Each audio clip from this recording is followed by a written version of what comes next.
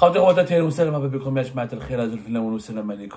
que vous allez bien, j'espère que vous vous portez bien.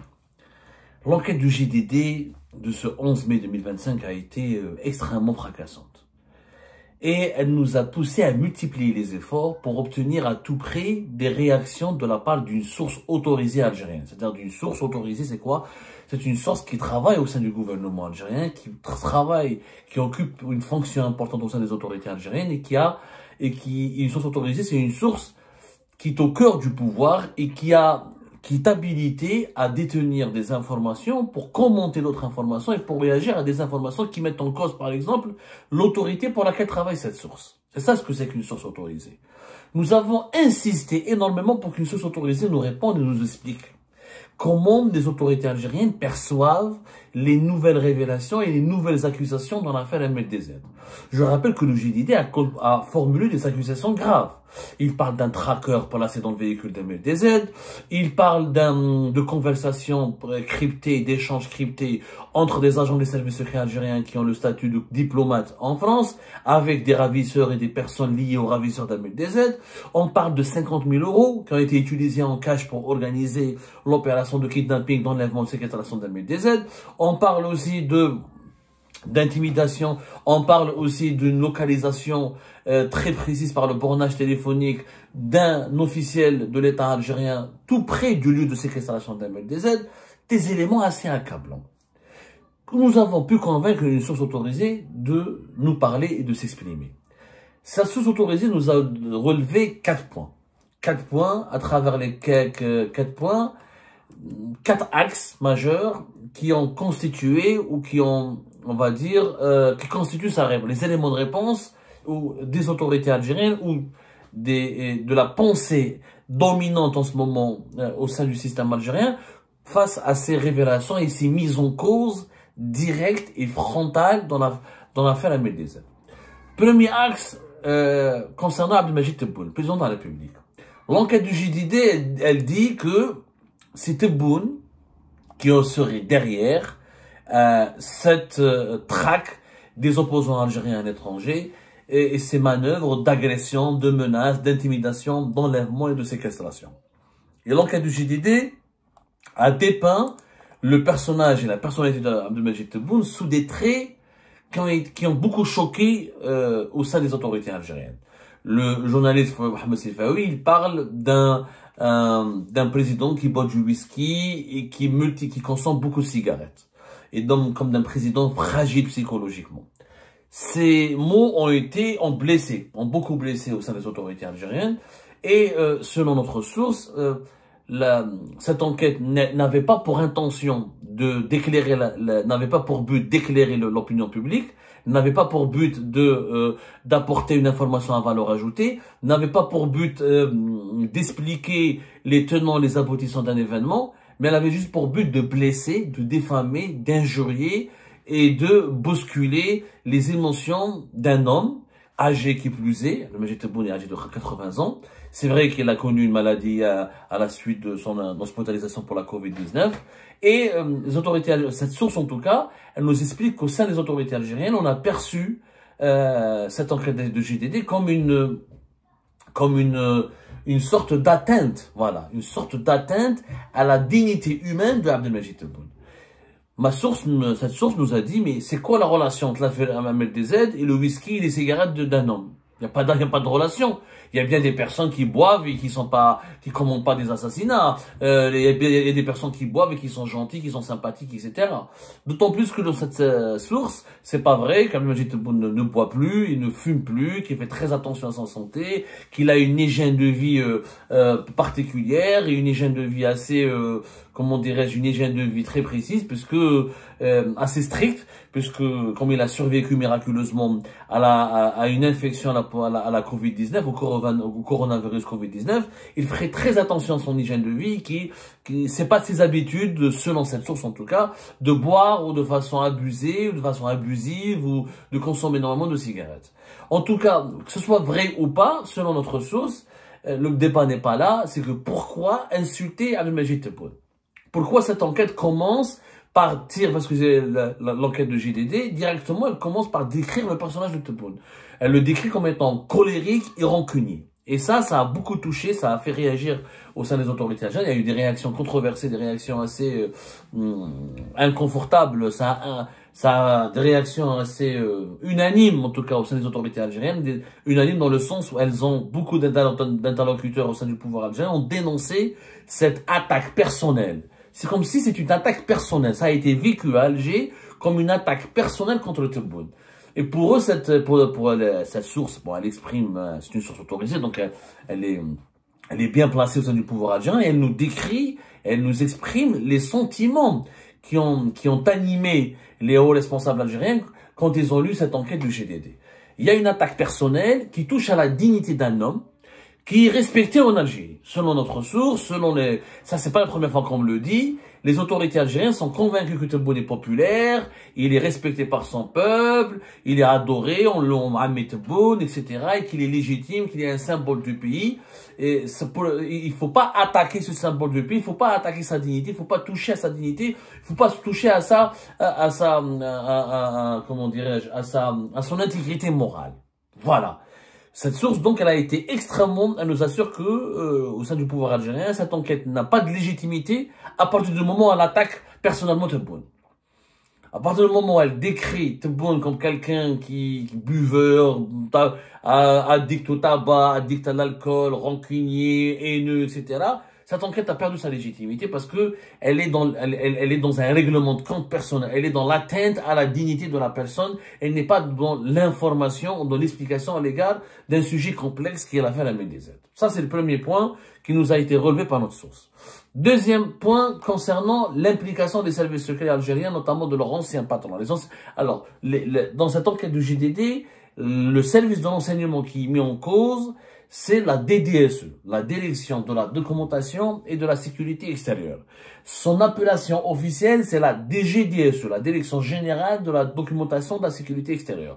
Mais depuis de très longues années, en Algérie, on l'appelle la Sécurité Extérieure ou la DDSE, la Direction de la Documentation de la Sécurité Extérieure, depuis l'époque du DRS du général Toffer. C'est le service de renseignement extérieur. C'est cette direction qui est mise en cause dans l'enquête du GDD, du journal de dimanche, par le journaliste franco-algérien Mohamed Zifaoui. Alors, son ancien responsable de 2022 à 2024, jusqu'à septembre 2024, c'était le général Mehna Djebbar. Le général Djebbar est-ce qu'il aurait lui-même commandité ou orchestré les enlèvements, les kidnappings, les agressions des opposants algériens à l'étranger? Notre source, elle estime que c'est pas fiable, que ce n'est pas du tout raisonnable cette accusation, pour une raison simple, c'est que Mehna Djebbar est malade durant l'année 2024, l'année durant laquelle il y a eu l'affaire MDZ et l'affaire Hicham Aboud notamment. Bon, mon affaire, moi, c'était juillet 2023. Mais déjà, à partir de la deuxième partie de l'année 2023, surtout fin 2023, et durant toute l'année 2024, Mehna Djebbar était malade, était très malade, était gravement malade. Il a même été opéré à l'étranger. Il est venu ici en France et s'est soigné en France, en Normandie comme à Paris. Il était suivi médicalement et il était très malade. Et pourquoi un homme malade, comme disait notre source, qui a 55 ans parce qu'il est âgé de plus de 75 ans, Mehna Djebbar, ça fait 55 ans de service, selon notre source, et que Mehna Djebbar collectionne 55 longues années à la tête à la tête au sein de l'institution militaire. Au départ, il était dans la sécurité militaire. Dans les années 90, il était à la tête de la DCSA, Direction Centrale de la Sécurité de l'Armée. Il n'a jamais dirigé une direction de services secrets civils, ou une direction qui est orientée vers l'étranger. C'est la première fois, c'était en 2022, quand il a été nommé à la tête de la DDSE. Vu son âge, vu son état de santé et vu son parcours, selon notre source, il n'a rien à gagner. Mehna Djebbar n'aurait jamais pu cautionner qu'une opération grave pour attenter à la sécurité ou la vie d'un opposant soit dirigée sous son règne. Il n'aurait rien à gagner, il ne pourrait pas accepter, il n'aurait pas pu cautionner une telle opération ou de telles pratiques. Il est à la fin de sa vie, il est malade, enfin, il est à la fin de sa carrière, pas à la fin de sa vie, il est à la fin de sa carrière, il est très âgé, très gravement malade quand il a quitté son poste, et les images de la transition entre lui et le jeune général Sadr Fathi Moussaoui, démontrent qu'il était gravement malade et gravement affaibli. Pourquoi il aurait risqué la fin de sa carrière dans des opérations aussi violentes, aussi musclées, aussi immorales et aussi dangereuses? Parce qu'elles sont surtout très illégales et sur le territoire d'un pays important et d'un grand pays extrêmement puissant qui est la France et bien surveillé. Troisième point concernant le général Sadr Moussaoui. Notre source autorisée nous a expliqué que les accusations du GDD ne sont pas crédibles. Pourquoi elles ne sont pas crédibles? Parce que Sadr Moussaoui n'est pas connu comme étant un homme brutal. Il n'est pas présenté comme un homme brutal. C'est pas quelqu'un qui est outillé ou qui a été formé pour mener des opérations spéciales ou pour le contre-terrorisme, pour l'infiltration. Tout ce qui est action musclée, violente, armée, tout ça, ça ne relève pas de ses champs de compétences. Ça ne relève pas de son parcours personnel. Il était en Allemagne. C'est quelqu'un qui, selon notre source, Fathi Moussaoui, c'est plus un intellectuel ouvert sur le reste du monde, qui est plus fort dans le relationnel, dans le diplomatique, qui a hérité de son père cette proportion ou cette passion pour la diplomatie. Il est plus dans l'analyse, dans la collecte de l'information que dans l'opérationnel. Qui n'a pas d'expérience, ni de savoir-faire, ni il n'a pas le profil, clairement, il n'a pas le profil du tueur. C'est pas quelqu'un qui a connu les années 90, il n'a pas travaillé durant les années 90, il sait pas ce que c'est que les opérations musclées, violentes, d'élimination. C'est quelqu'un qui est présenté comme un nouveau dirigeant, moderne, pas violent, pas brutal, pas agressif.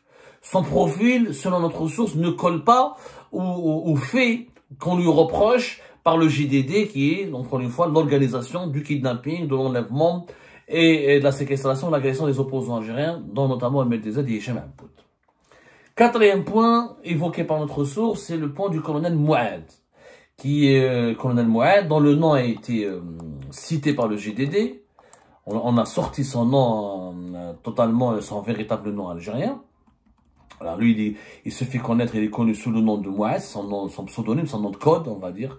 Son identité au sein des services secrets algériens, c'est le Mouad. Mouad, comme Mohamed Jabbar, il est issu de la sécurité militaire. Il est venu avec Mohamed Jabbar à la DDSE. Et de 2022 à 2024, selon notre source, il avait effectivement dirigé la cellule anti-subversion, mais qui avait pour rôle de collecter des informations, d'espionner effectivement, et de travailler pour comment contrecarrer les opposants algériens surclassés, subversifs à l'étranger. Ce sont les éléments considérés comme subversifs qui étaient suivis, espionnés, et on essayait de les manipuler ou de les neutraliser, mais de façon pacifique. Selon notre source, jamais le colonel Mouad n'avait voulu ou n'aurait voulu aller tuer quelqu'un à l'étranger ou le kidnapper ou l'enlever. C'était trop risqué pour que ça puisse faire.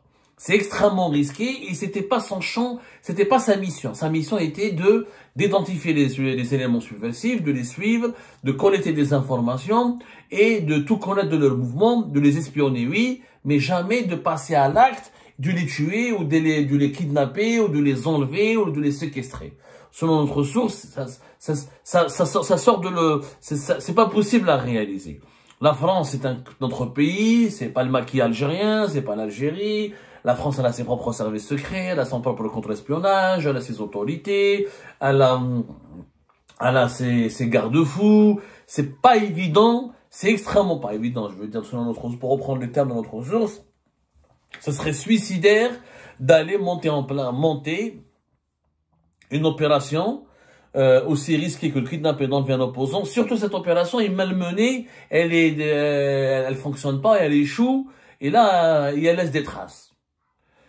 Donc voilà, concernant le point du colonel Mouad, notre source estime que il a été injustement accusé et dépeint comme étant un criminel et un grand salopard, alors qu'il faisait que, encore une fois, que de l'information, que de collecter, qu'espionner et collecter des informations et de suivre d'identifier les opposants subversifs, de les espionner et de les suivre.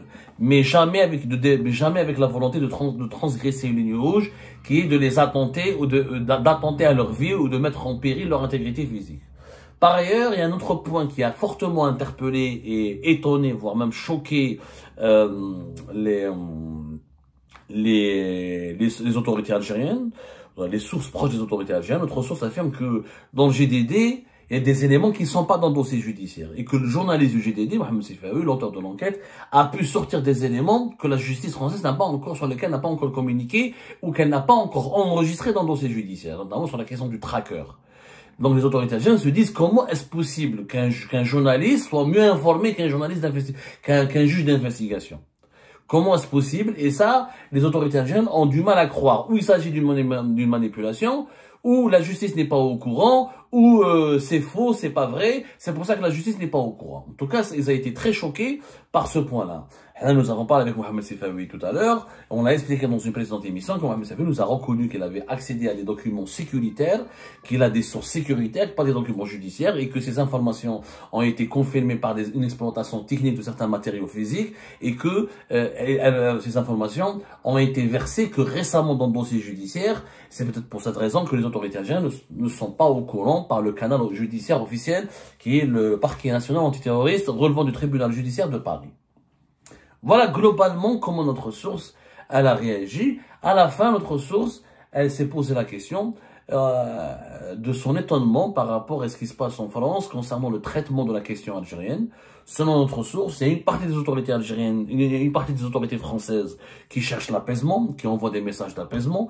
Selon notre source, Bruno Retailleau lui-même aurait cherché l'apaisement, serait parti à la Grande Mosquée de Paris pour tenter une approche avec les autorités algériennes, pour tenter une négociation avec les autorités algériennes. Cette information a été démentie par une source française, mais elle a été encore une fois confirmée et les sources algériennes assurent que c'est vrai.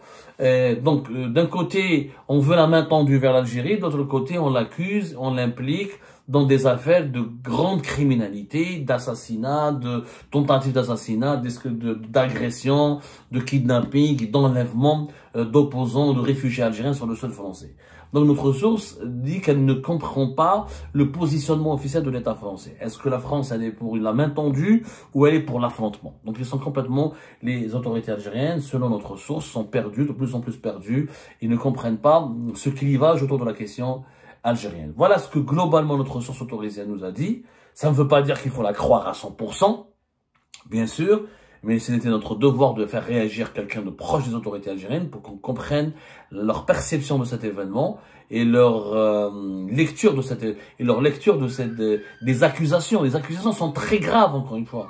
Le GDD c'est la première fois que je vois un média étranger, international, média français comme le GDD, qui accuse avec des éléments, en citant des éléments matériels, des services secrets algériens d'être à l'origine d'un kidnapping, d'un enlèvement, suivi d'une séquestration, et avec pour dessein, visiblement, de éliminer carrément, c'est ce que dit le GDD. Le GDD affirme que l'objectif était d'enlever MLDZ depuis Paris, de l'emmener jusqu'à Alicante, ensuite de prendre un bateau et de le faire disparaître, de l'éliminer en haute mer, en pleine mer. C'est quand même un scénario fou, c'est extrêmement effrayant, et c'est pour cette raison que nous avons voulu faire réagir à tout prix une source algérienne pour comprendre quelle était leur version des faits, quelle est leur position face à ces accusations.